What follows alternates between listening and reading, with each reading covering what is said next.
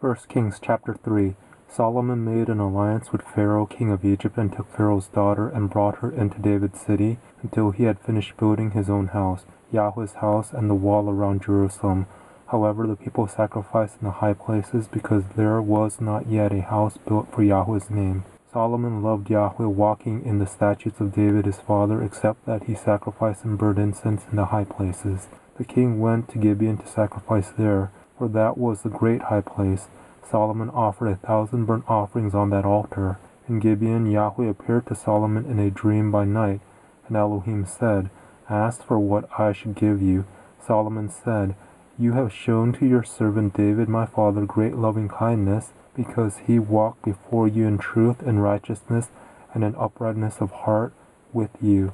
You have kept for him this great loving kindness, that you have given him a son to sit on his throne as it is today. Now Yahweh my Elohai, you have made your servant king instead of David my father. I am just a little child. I don't know how to go out or come in. Your servant is among your people which you have chosen, a great people that can't be numbered or counted for multitude. Give your servant therefore an understanding heart to judge your people, that I may discern between good and evil.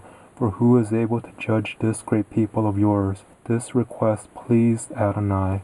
That Solomon had asked this thing, Elohim said to him, "Because you have asked this thing, and have not asked for yourself long life, nor have you asked for riches for yourself, nor have you asked for the life of your enemies, but have asked for yourself understanding to discern justice, behold, I have done according to your word. Behold, I have given you a wise and understanding heart, so that there has been no one like you before you, and after you none will arise like you. I have also given you that which you have not asked, both riches and honor, so that there will not be any among the kings like you for all your days.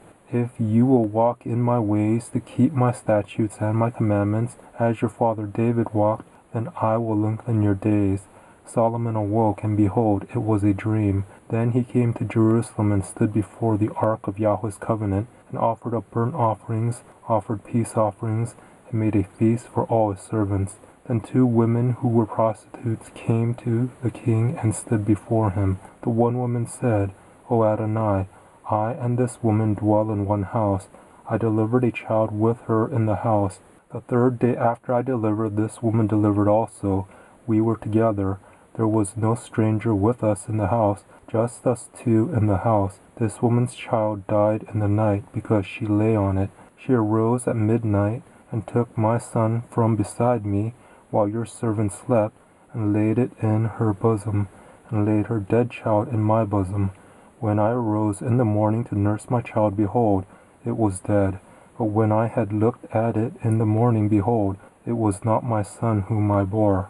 The other woman said, "No, but the living one is my son, and the dead one is your son."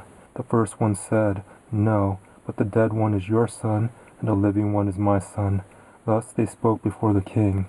Then the king said, "One says, 'This is my son who lives, and your son is the dead.' And the other says, 'No, but your son is the dead one, and my son is the living one.'" The king said, "Get me a sword." So they brought a sword before the king. The king said, "Divide the living child in 2, and give half to the one and half to the other."